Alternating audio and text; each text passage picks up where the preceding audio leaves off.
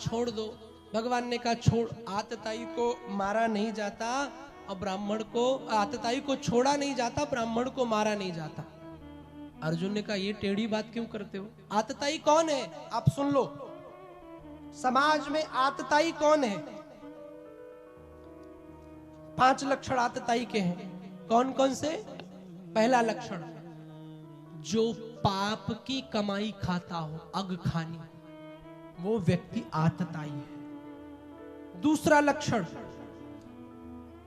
जो पराई बहन बेटियों के साथ दुष्कर्म करता हो, वो आतताई है। तीसरा लक्षण, जो व्यक्ति अहंकारी है, समाज में अपने आगे किसी को कभी मानता ना हो, वो आतताई है। जो व्यक्ति पुत्रों बाल वध करे, वो आतताई है। ऐसे लोग आतताई होते हैं। कहा इनको छोड़ो मत, तो क्या करे? बोले इसके मस्तक में मणि है, निकाल लो। मणि निकाल के छोड़ दिया। ब्राह्मण है, मार तो सकते नहीं। मणि निकाल के छोड़ दिया जब, तो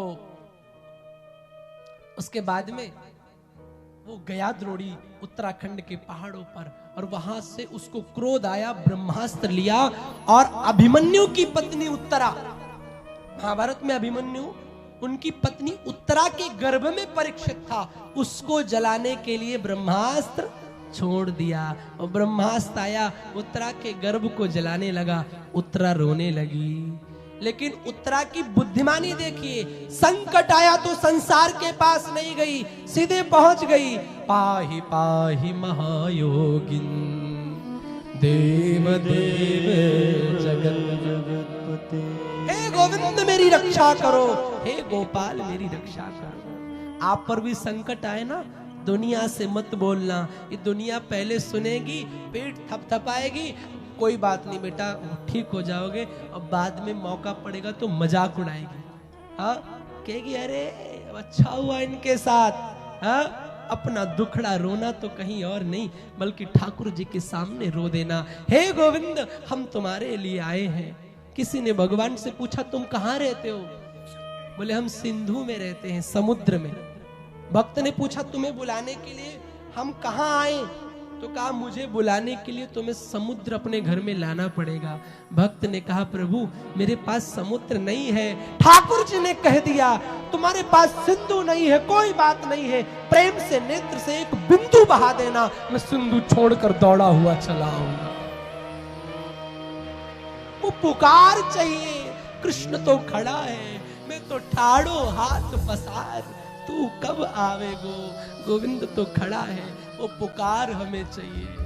कौन कहता है घनश्याम आते नहीं, द्रौपदी की तरह तुम बुलाते नहीं। मीरा उत्तरा भगवान के पास गई, भगवान ने एक छोटा सा रूप बनाया, उत्तरा के गर्भ में प्रवेश किया। पहले भगवान के मन में आया क्यों जाऊं, परीक्षित तो पुकार नहीं रहा, पुकार उत्तरा रही है। फिर मन में ये भाव आया, कौन सा?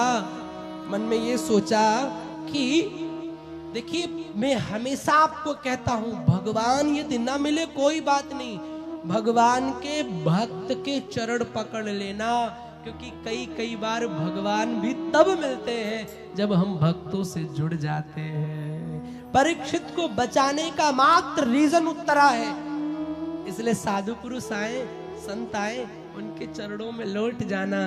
क्यों? क्योंकि ये कौन है? भगवान के सखा है, भगवान के मित्र हैं। त्रेता में वानरे भय, त्रेता में वानर भय, द्वापर में भय ग्वाल, कलयुग में साधु भय, तिलक छाप रुमाल।